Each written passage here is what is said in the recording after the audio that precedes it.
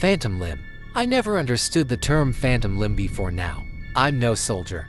I didn't lose my arm in a battle or saving someone or doing anything heroic or useful. I lost it due to a series of unlucky events. I was hiking in the woods with some friends, doing some very light rock climbing, and when I slipped, I sliced my arm before the rope caught me.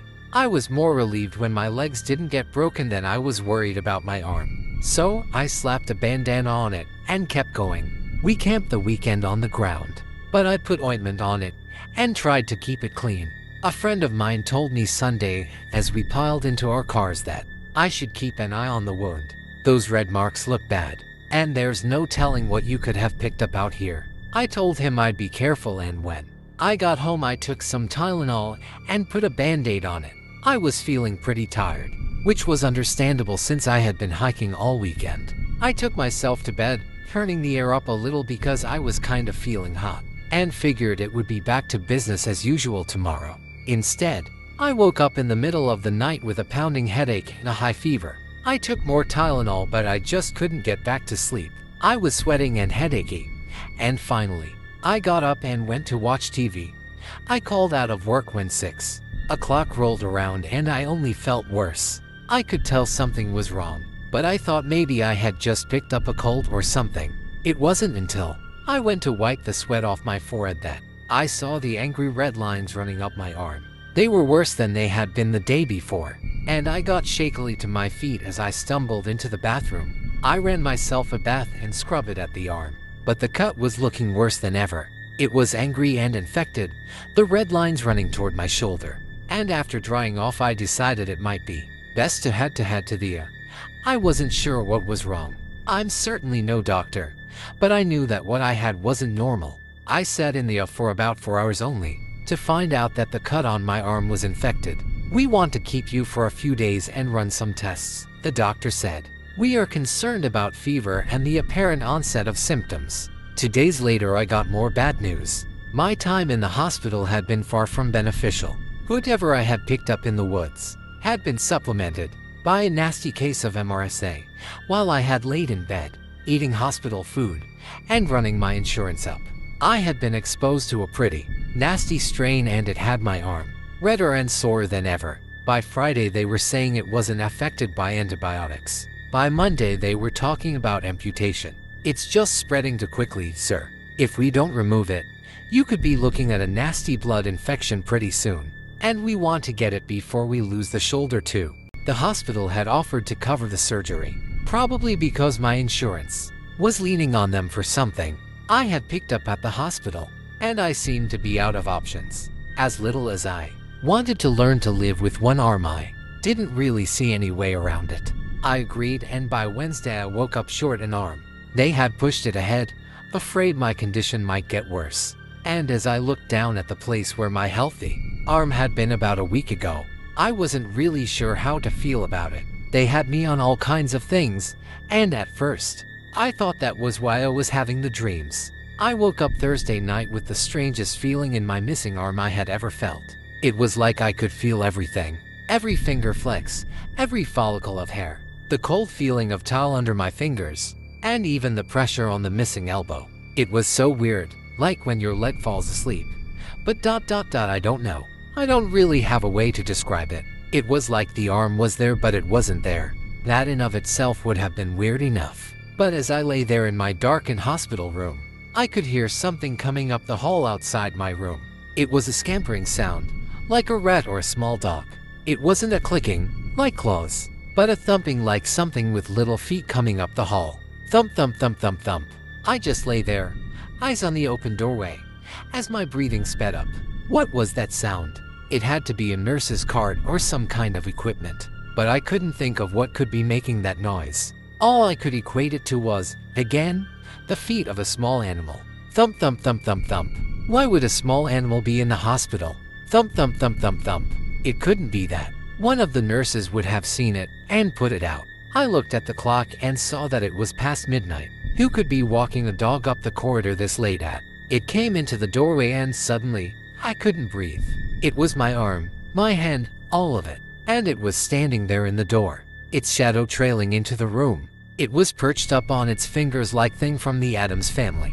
The dark hairs on my arm looking curly in the low light. It didn't have eyes, but it felt like it was watching me, asking me why I had removed it from my body. The wound was gone. The red veins were gone too. And as I found my breath, I started to scream. I was confused and unsure of what was happening. And as the nurses came running, I tried to explain to them what was happening.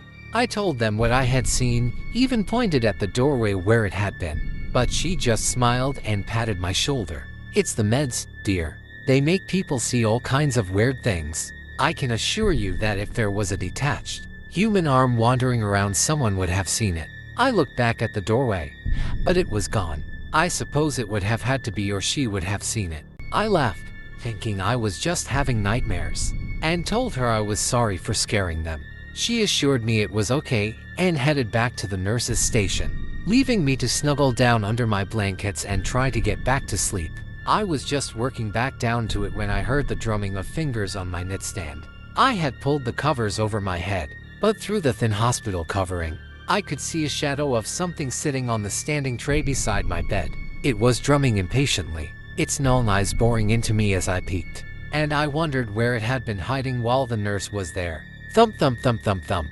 I could hear each individual finger as it bounced off the wood, hear the crackling of knuckles and the creaking of bones. It was seeing me as I was seeing it, and it seemed angry. What did it want? Did it mean to hurt me? Even as I wondered, I could still feel those there not there feelings in my missing hand. It's weird to feel an arm and a hand as there and not there.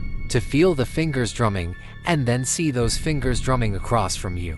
It almost made me feel dizzy, like seeing the magic picture in one of those books. Thump, thump, thump, thump, thump. I hunkered under my blanket, that old bastion of protection from the monsters, and wondered how long I would have to hide here. Was someone going to come in and see the hand as it drummed here? Could they see it? Surely it couldn't be real. I was imagining things.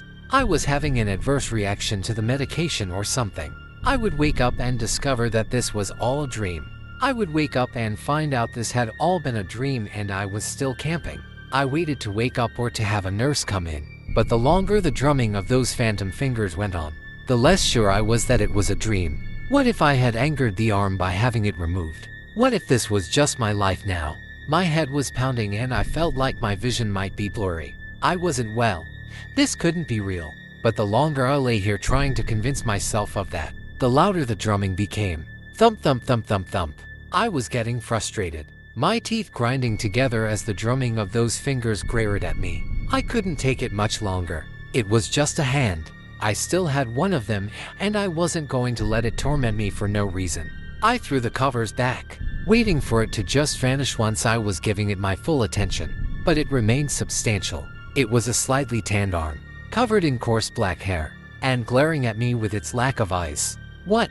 I growled. "What do you want? Why are you?" Our staring contest was cut short, however, as the lights came up suddenly and I heard someone come in through the front door. "Good morning. How are we feeling this morning?" I turned and saw my doctor coming in, and I realized it was no longer gloomy in the hallway. The sun was coming out now, a pink line against the window, and when I glanced back at the nightstand, the hand was gone. "Are you okay?" she asked, putting a hand to my forehead. "You do feel warm. Are you feeling dizzy at all?" She looked into my eyes, but before I could answer there was a sound like fingertips on glass. Thump, thump, thump, thump, thump.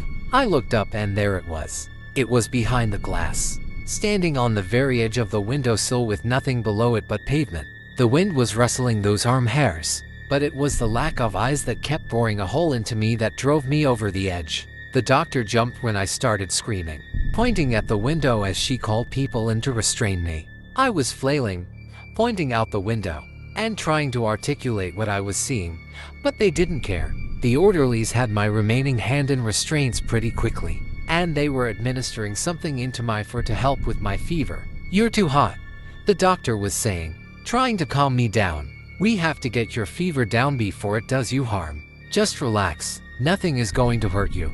This is a safe place." I wanted to believe her, but I was just waiting to feel the fingers of that disembodied hand wrap around my neck. The next few days are kind of a blur. I would wake up to find the hand on the foot of my bed. I would wake up to find it on my bedside table. I would wake up to find it gone, but then suddenly there it would be right beside me. Whatever they had me on made me very groggy, and it was almost like being under a sleep paralysis demon. I could watch it until I passed back out again. The way the fingers trembled and knuckles bunched. I could see the look in the area of the forearm that seemed like eyes, and see the desire to throttle me. Those moments made me anxious, but it felt like living in a dream. I didn't dream of waking up and finding I had two arms again. I dreamed of waking up and discovering that I wasn't being haunted by the arm I had left behind, one-armed or not. Then, I woke up and found I wasn't alone. Someone was sitting with me, reading a book out loud, and when I started coughing they looked up in surprise. I reached for the water pitcher, but as my stump came out I remembered. I was down to one hand all over again. I let it fall back down, and then went to reach with the other hand. The only hand, but he beat me to it. He had been slow in getting up, but he had two working hands, and he soon had the cup to my lips so I could have a long, delicious sip of tepid water. Easy, buddy. You're okay. I told them that reading would help. People like hearing a friendly voice. I coughed again, looking around frantically as I remembered that I was being stalked. "What's up?" said the man, a youngish guy who looked to be about 25. "You looking for your family? I don't think anyone's come to see you since you got here." "Oops, sorry.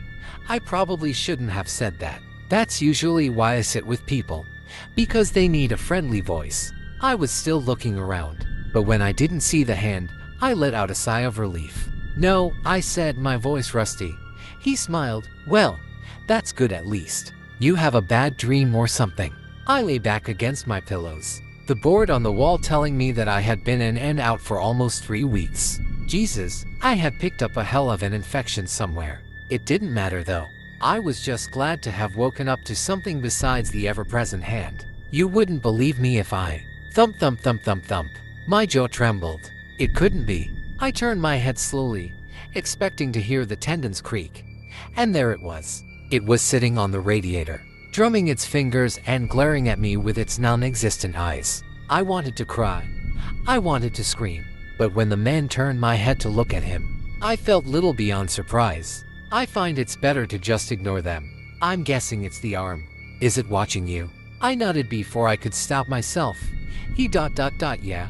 How did you know? He smiled, thumping his leg with the book he had been reading. Got one of my own. Lost it in Iraq. I had a grenade hit him in the foot and, luckily, I got about 2 steps away before it went off. Lost the foot and most of the knee, but I got to keep my eyes and I lived. I was shocked. Wait, you can see it too. He made a weird noise and then shook his head. Not yours, but I can see mine in the corner over there. It's weird how they seem to stare without eyes, isn't it? Like, how do they manage that, I wonder? I was overjoyed. This guy could see them too. Could all people who had lost body parts see them like this? How long did it last? I remembered what he had said and wondered if it ever ended. "Don't worry," he assured me, taking his seat again. "You just get used to it after a while. They never go away, at least. None of the guys in my support group have had theirs go away. But you get used to them. I'll get you one of the cards if you like. It's nice to have people who know what you're going through. But why is it still here?" I almost begged, desperate for answers. No one really knows. They've been part of us all our lives. So, I guess it makes sense that they want to stay close. Vets and amputees talk about phantom limb syndrome, but I think it's more than just tingles. When that foot jumps, I feel it jump. I imagine it's the same for you too. They are a part of us, and they always will be, I guess. I laid back as he started reading again, letting this knowledge wash over me as the words of the Hobbit wafted over me. On the radiator, the hand still drummed its fingers and scowled with its lack of eyes. As I lay there ignoring it, I supposed I might as well take his advice to heart. I supposed I would always be haunted now, haunted by this phantom limb. Wow, guys, that one still gives me chills. If you made it to the end, let me know you survived. Don't forget to smash that like button if you enjoyed the terror, and subscribe if you haven't already. We're creeping closer to that 1K goal, and your support means everything. Hit the bell so you never miss a nightmare-fueled upload. Stay spooky, stay safe, and remember, you might want to sleep with the lights on tonight. Until next time, peace out, if you can.